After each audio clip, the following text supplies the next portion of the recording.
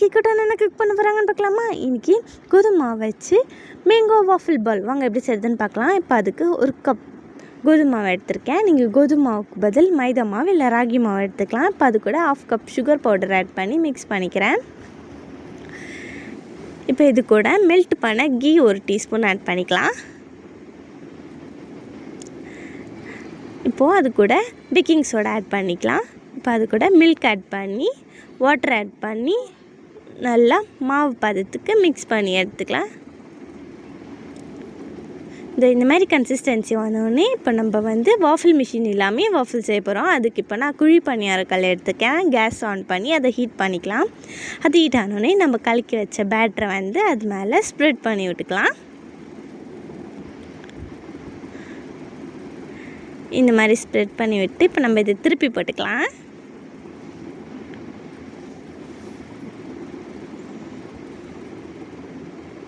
இப்போ இந்த மாதிரி திருப்பி போட்டு இதை நம்ம இப்போ கட் பண்ணி எடுத்துக்கலாம்.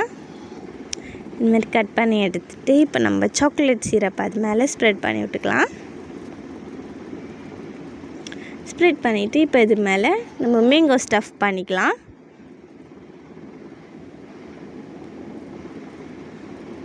இப்போ அதை நம்ம க்ளோஸ் பண்ணிக்கலாம்.